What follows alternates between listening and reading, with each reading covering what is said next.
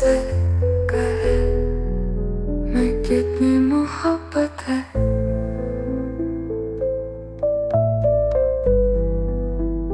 कितनी मोहब्बत है।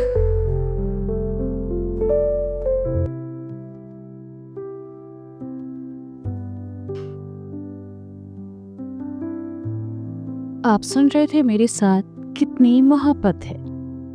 कितनी मोहब्बत है भाग 11। दादू सही सलामत घर आ चुके थे। अक्षत आज कई दिनों बाद खुश था। परिवार के साथ वक्त बिताना और उनकी खुशियों में शामिल होना कितना सुकून भरा होता है, ये उसने आज देखा था। मीरा अक्षत को वहीं छोड़कर ऊपर चली आई। आईने के सामने खड़ी जब वह अपने बाल बना रही थी, अक्षत का ख्याल बार बार उसके दिमाग में आ रहा था। अक्षत के बारे में सोचते हुए उसके होठों पर एक प्यारी सी मुस्कान तैर गई। मीरा ने घड़ी की ओर देखा। कॉलेज जाने का समय हो चुका था। उसने निधि से जल्दी तैयार होने को कहा और खुद भी जल्दी जल्दी बाल बनाकर बुक्स लेकर कमरे से बाहर निकल गई। कमरे से निकलते हुए उसे ध्यान नहीं रहा और वह सामने से आते अक्षत से टकरा गई। लेकिन अक्षत तो अक्षत है, कॉम्प्लिकेटेड।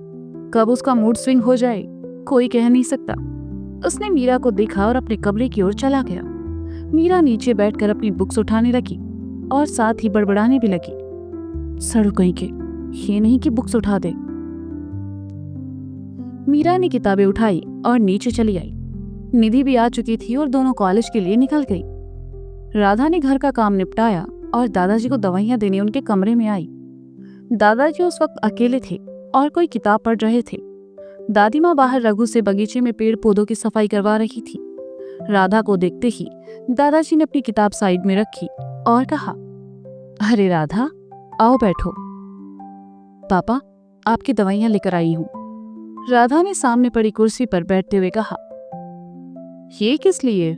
मैं बिल्कुल ठीक हूं। डॉक्टर ने खामखा ये सब दे दिया। दादाजी ने कहा, हाँ पता है आप ठीक हैं, फिर भी आपको इनकी जरूरत है। राधा ने एक टैबलेट निकालकर उनकी ओर बढ़ाते हुए कहा। दादाजी ने दवा ली और सर दीवार से लगा लिया।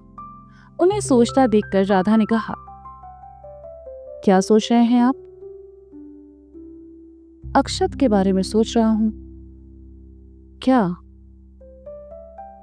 मोनालिसा उसके लिए सही नहीं है राधा। अक्षत को जब उसके साथ देखता हूं तो अच्छा नहीं लगता। इस बच्चे के साथ ही ऐसा क्यों हुआ? उसने अक्षत को फंसाया है पापा, और उसमें से निकलने का कोई रास्ता भी नहीं है। कल रात मैं इसी के बारे में सोच रहा था और फिर सीने में दर्द होने लगा। पापा, आप इस बारे में इतना सब मत सोचा कीजिए। मुझसे भी एक गलती हो गई। क्या गलती? बातों ही बातों में मुझसे मीरा की मां का जिक्र हो गया। उसे तुम पर शक तो नहीं हुआ? नहीं पापा, मैंने बातों बातों में टाल दिया। दादू फिर सोच में पड़ गए और कहा, राधा, मीरा से सच कब तक छुपाओगी? राधा ने दादू की तरफ देखा और कहा, जब तक सब ठीक नहीं हो जाता पापा। जब उसे मुझ पर पूरा भरोसा हो जाएगा मैं उसे सारी सच्चाई बता दूंगी। फिक्र तो मुझे आशु की हो रही है। मोनालिसा की वजह से कैसे भी हम सबसे दूर हो चुका है।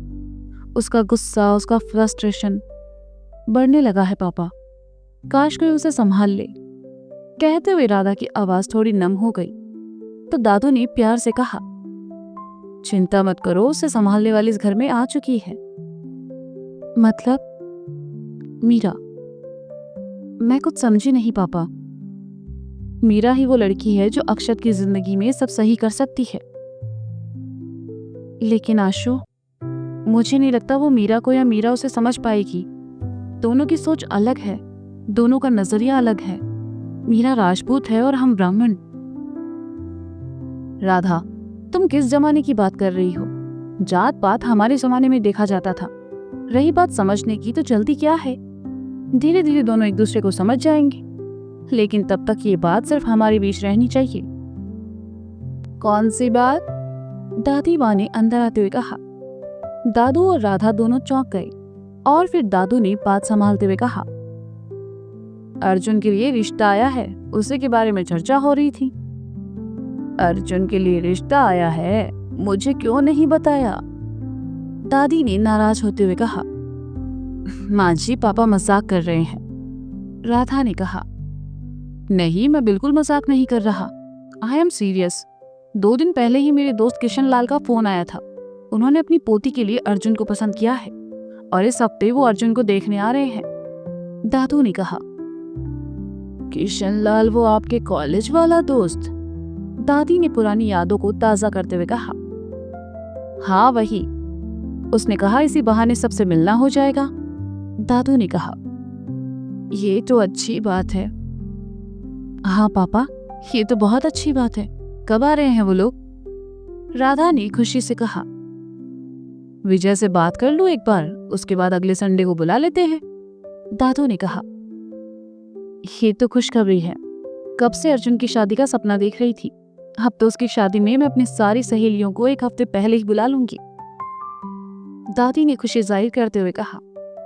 अरे भाग्यवान, बिल्कुल, बस एक बार अर्जुन को पल्लवी पसंद आ जाए। दादू ने कहा। पल्लवी, नाम तो अच्छा है पापा। राधा ने कहा। लड़की भी अच्छी है।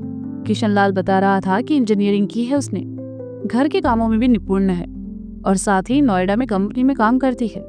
एक बड़ा भाई है उसके और एक वो छोटा सा परिवार है। बाकी सब ग्वालियर में रहते हैं। दादू ने लड़की के बारे में जानकारी देते हुए कहा। ये तो और भी अच्छा है पापा। शादी के बाद अर्जुन के साथ यहाँ बिजनेस भी संभाल लेगी। राधा ने कहा।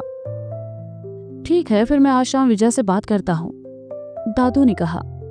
पापा, आप आराम कीजिए। राधा ने कहा और कमरे से बाहर चली गई। रात के खाने पर सभी साथ थे। दादू ने जैसे ही अर्जुन के रिश्ते की बात की, अर्जुन एकदम से उदास हो गया। मीरा ने जैसे ही सुना, अर्जुन की ओर देखा और अपना हाथ धीरे से अर्जुन के हाथ पर रखकर पलकें झपका दी। मीरा बस उसे हिम्मत देना चाहती थी, लेकिन अक्षत उन दोनों के बिल्कुल सामने ही बैठा था। उसने हाथ में पकड़ा चम्मच प्लेट में थोड़ी तेज आवाज के साथ रखा और उठकर चला गया। इससे क्या हुआ? विजय ने कहा। पापा, आप अर्जुन भैया की शादी पहले कर रहे हैं ना, इसलिए बुरा लग रहा होगा उन्हें। निधि ने हंसते हुए कहा। लेकिन निधि के इस बेवकूफी भरे मजाक पर किसी को हंसी नहीं आई। उल्टा मीरा ने उसे धीरे से डांटते हुए कहा। निधि, किस वक्त क्या बोलना होता है समझ नहीं आना तुम में। सॉरी, निधि ने धीरे से कहा। हाँ तो पापा, कब आ रहे हैं आपके दोस्त? विजय ने खाते हुए पूछा। तुम बताओ, अगर तुम्हें ऐतराज नहीं हो तो संडे को बुला लेते हैं। दादाजी ने कहा। हाँ, जैसा आपको ठीक लगे, विजय ने कहा। दादा, दादी, राधा और निधि सबके चेहरे पर मुस्कान तैर गई। बस अर्जुन का चेहरा उतरा हुआ था और मीरा भी खामोश थी। अर्जुन ने हिम्मत करके कहा। पापा, क्या अभी शादी करना जरूरी है? विजय ने अर्जुन की ओर देखे बिना ही कहा। हाँ, शादी के लिए ये उम्र सही है। मेरी शादी भी इसी उम्र में हुई थी। पापा, मैं किसी को पसंद करता हूँ, अर्जुन ने बड़ी मुश्किल से कहा। विजय ने हाथ में पकड़ा चम्मच प्लेट में रखा और अर्जुन की तरफ देखकर कहा। अर्जुन, मैंने कभी तुम लोगों पर किसी चीज के लिए कोई दबाव नहीं डाला है, लेकिन तुम सबकी शादी मेरा सपना है और वो मैं तय करूंगा। पापा, एक बार आप नीता के घर वालों से मिल लेते हैं। नीता बहुत अच्छी है, अर्जुन ने कहा।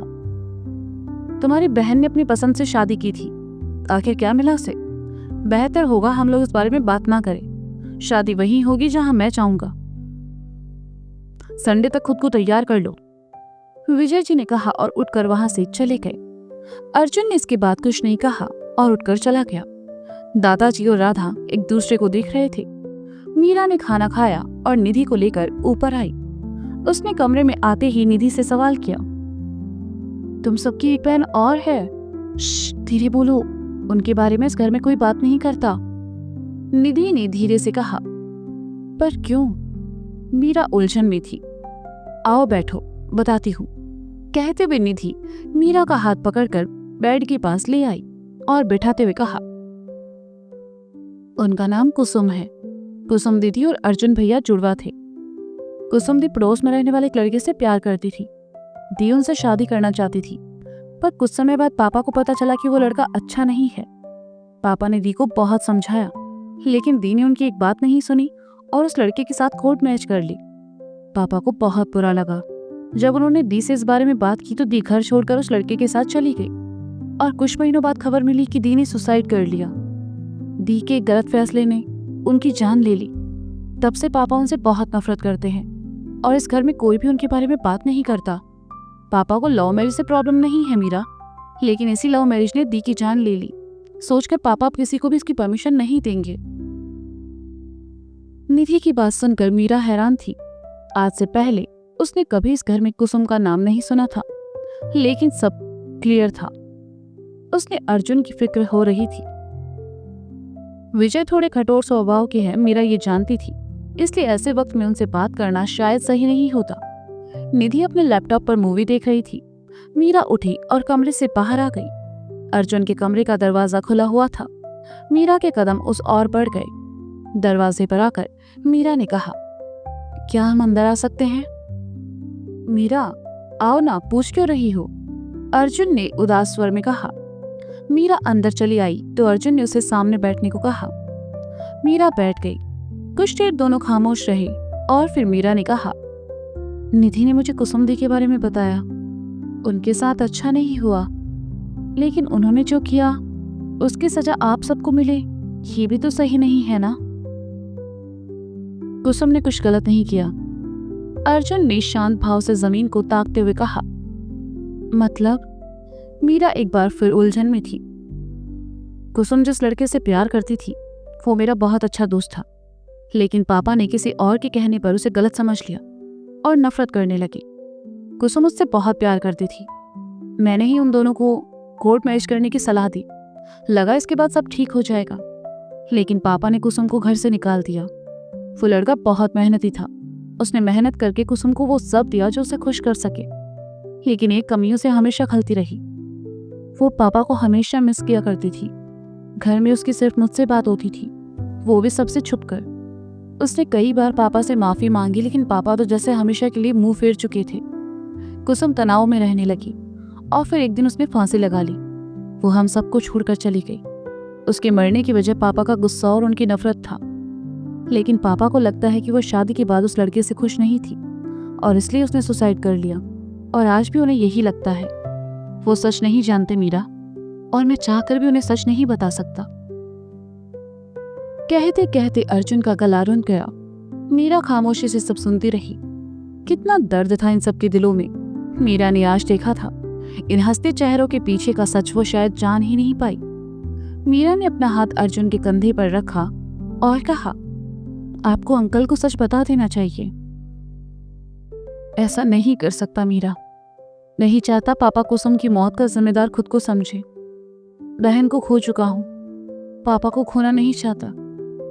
अर्जुन की आवाज में नमी साफ झलक रही थी। यह मुश्किल घड़ी है, आपको हिम्मत से काम लेना चाहिए, मीरा ने कहा। तुम बहुत समझदार हो मीरा। नीता का प्यार मेरे लिए जरूरी है, लेकिन पापा की खुशी से बढ़कर नहीं है, अर्जुन ने कहा। आप भी हमसे ज्यादा समझदार हैं अर्जुन जी, मीरा ने मुस्कुराकर कहा, लेकिन उसके दिमाग में कोई और ही खिचड़ी पक रही थी। तुम मुझे सिर्फ अर्जुन बुला सकती हो, अर्जुन ने कहा। अभी हम चलते हैं, मीरा ने उठते हुए कहा और अर्जुन के कमरे से बाहर निकल गई। अपने कमरे की ओर जाते हुए उसकी नजर सामने बालकनी में खड़ी अक्षत पर गई, जो कि सिगरेट पी रहा था। मीरा को बहुत बुरा लगा और उसने मन ही मन कहा, आप कभी नहीं सुधरेंगे। मीरा अपने कमरे में आ गई और अर्जुन नीता के बारे में सोचने लगी। आखिर कैसे वह इन दोनों का प्यार सही साबित करे। इन सब बातों में मीरा अपने आने वाले एग्जाम्स और पढ़ाई के बारे में लगभग भूल चुकी थी। बिस्तर पर लेटे उसकी आंखें भले बंद थी, पर उन आंखों में सैकड़ों सपने तैर रहे थे, जो मीरा जगी आंखों से देख रही थी। सुबह मीरा देर से उठी। घड़ी में समय देखा तो जल्दी जल्दी तैयार होकर नीचे आई। आज नाश्ते के टेबल पर अक्षत नहीं था। हर सुबह उस जगह अक्षत को बैठे देखने की मीरा को आदत हो चुकी थी। उसने ऊपर देखा, लेकिन अक्षत दिखाई नहीं दिया। कॉलेज जाने के लिए लेट हो रहा था, इसलिए मीरा ने बैठकर जल्दी जल्दी नाश्ता किया और निधि के साथ कॉलेज के लिए निकल गई। दिन भर थका देने वाली क्लासों के बाद मीरा और निधि कॉलेज से बाहर आई। दोनों साथ साथ चलने लगी। मीरा को खामोश देखकर निधि ने कहा, क्या बात है, आज बड़ी चुप चुप हो तुम? कुछ नहीं, बस ऐसे ही। मीरा ने मुस्कुराते हुए कहा, मैं तो अर्जुन भैया की शादी को लेकर बहुत एक्साइटेड हूँ। निधि ने चहकते हुए कहा, तुमसे एक बात पूछे? मीरा ने कहा, हाँ। निधि ने चलते हुए कहा, मान लो आगे जाकर तुम्हें किसी से प्यार हो जाए और अंकल नहीं माने तो तुम क्या करोगी? मीरा ने कहा, पापा को मनाने की कोशिश करूंगी। निधि ने मासूमियत से कहा, क्यों, छोड़ भी तो सकती हो अपने प्यार को। मीरा ने कहा, जिससे प्यार करते हैं उसे छोड़ना इतना आसान होता है क्या मीरा? फैमिली के लिए उसे छोड़ भी दिया तो क्या जिंदगी भर वो ख्याल मन में रहेगा कि मैंने उसे धोखा दिया? निधि ने सोचते हुए कहा, यही तो हम तुम्हें समझाना चाह रहे हैं। अर्जुन जी भी किसी को पसंद करते हैं तो फिर वो किसी और से शादी कैसे करेंगे? मीरा ने कहा, क्या अर्जुन भैया तुम्हें पसंद करते हैं? निधि ने कहा, तुम पागल हो निधि, वो किसी नीता से प्यार करते हैं, हम सिर्फ उनकी दोस्त हैं। मीरा ने झुंझलाकर कहा, अच्छा ठीक है। निधि ने कहा, अंकल का गुस्सा अपनी जगह ठीक है, लेकिन वो अर्जुन जी की पसंद नापसंद भी नहीं जान रहे, ये तो गलत है ना? मीरा ने कहा, मीरा, पापा से इस बारे में बात करना टाइम वेस्ट करना है। एक बार उन्होंने जो कह दिया उसे बदलना बहुत मुश्किल है। निधि ने कहा और सामने से आते ऑटो को रुकवाकर मीरा से उसमें बैठने का इशारा किया। दोनों ऑटो में आकर बैठ गई तो निधि ने ऑटो वाले से मार्केट चलने को कहा। मार्केट क्यों?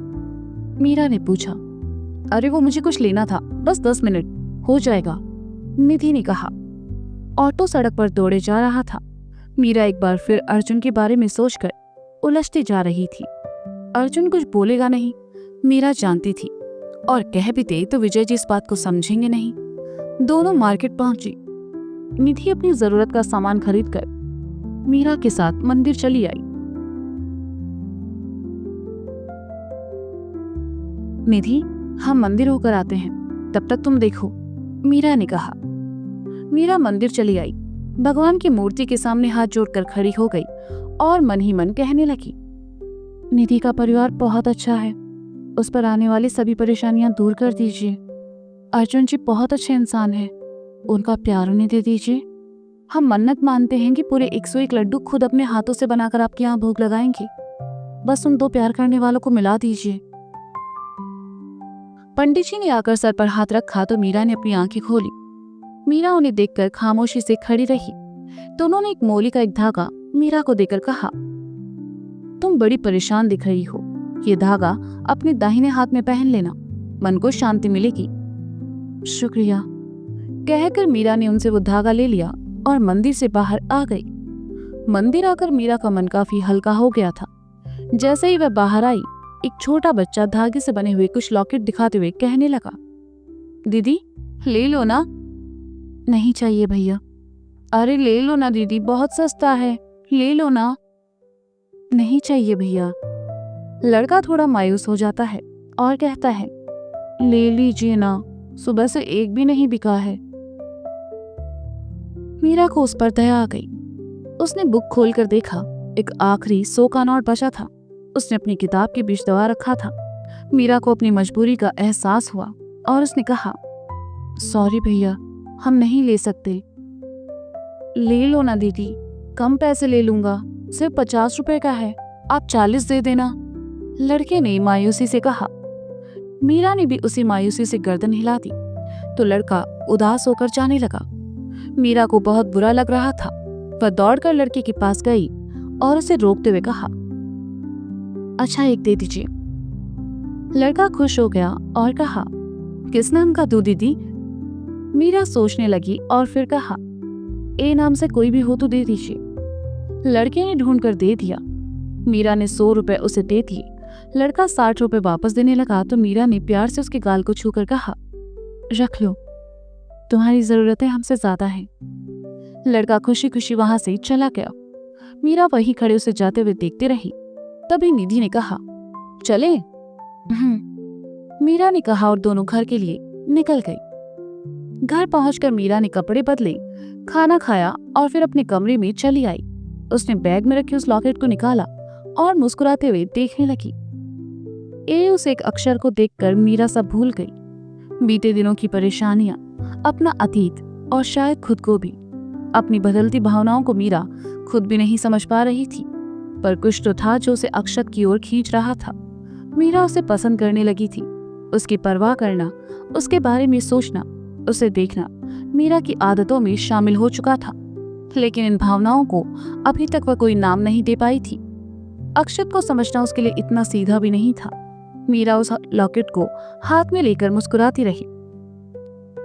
तभी निधि के आने से उसने जल्दी से उसे मुट्ठी में छुपा लिया ताकि निधि न देख सके और चुपके से अपने बैग में रख दिया। रात के खाने पर भी अक्षत नहीं आया। आज सुबह से मीरा ने अक्षत को नहीं देखा था। विजय ने राधा से पूछा, अक्षत कहाँ है? अपने कमरे में, राधा ने कहा। खाना नहीं खाना उसे? विजय जी ने सवाल किया। वो पहले ही खा चुका है, आप सब लोग खाइए, राधा ने परोसते हुए कहा। मीरा ये सुनकर थोड़ा उदास हो गई और खाना खाने लगी। आज खाना उसके गले से नीचे नहीं उतर रहा था। एक ही घर में होते हुए भी अक्षत को देख पाना कितना मुश्किल हो रहा था। खाना खाकर मीरा ऊपर चली आई, लेकिन अक्षत नहीं दिखा। उसके कमरे का दरवाजा बंद था। मीरा अंदर से अपनी बुक ले आई और घूमते हुए अक्षत के बाहर आने का इंतजार करने लगी। पहली बार उसकी नजरें किताब में कम और अक्षत के कमरे के दरवाजे पर ज्यादा थी। निधि कमरे में थी। एक लंबे इंतजार के बाद भी जब अक्षत नहीं आया तो मीरा अपने कमरे में चली गई। पढ़ते पढ़ते उसे नींद आ गई। सुबह उठी तो एक अलग ही नजारा देखने को मिला। जो लॉकेट मीरा अक्षत के लिए लेकर आई थी वो निधि के हाथों में झूल रहा था। ये तुम्हारे हाथों में क्या कर रहा है? मीरा ने तेजी से बेड से उठकर निधि की ओर लपकते हुए कहा। क्या बात है, तोहफे तोहफे। मुझे तो पहले ही शक था कि कुछ ना कुछ तो गड़बड़ है। निधि ने लॉकेट मीरा के सामने झुलाते हुए कहा। निधि, इधर दो, ये तुमने हमसे पूछे बिना निकाला कैसे इसे? मीरा ने इधर उधर दौड़ते हुए कहा। मैंने जब पूछा तब कहा हम सिर्फ दोस्त हैं। अब ये क्या है? बोलो। मतलब अर्जुन भैया ही ना? अब तो मैं सबको बताने वाली हूँ घर में, निधि ने कहा और दरवाजे के बाहर निकल गई। आगे आगे निधि और पीछे मीरा भागते हुए दोनों अक्षत के रूम की तरफ आ गई। निधि भागते हुए अक्षत से टकराई तो अक्षत ने उसे रोककर कहा, क्या हो गया, क्यों भाग रही हो ऐसे? मीरा ने अक्षत को देखा तो बस नजरें उस पर जम सी गई। अक्षत अभी अभी उठकर आया था। बिखरे बाल, खामोश आंखें और चेहरे से मासूमियत टपक रही थी। उसने मीरा की तरफ एक बार भी नहीं देखा और मीरा बस उसी प्यार से उसे देख रही थी जैसे उसे वो चेहरा दोबारा देखने को मिलेगा ही नहीं। भाई, वो मीरा ही सुबह से मेरे पीछे पड़ी है, निधि ने कहा। क्यों? अक्षत ने पूछा।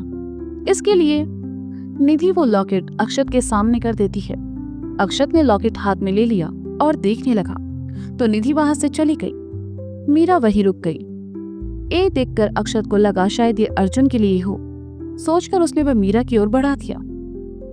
रख लीजिए, आपके लिए ही है, मीरा ने कहा। अक्षत उसके सामने आया, उसका हाथ पकड़ा और लॉकेट हथेली पर रखते हुए कहा, मैं ये सब नहीं पहनता। कहकर अक्षत जैसे ही जाने लगा, मीरा ने उसे टेबल पर रखा और कहा, जब आपका मन हो तब पहन लीजिएगा।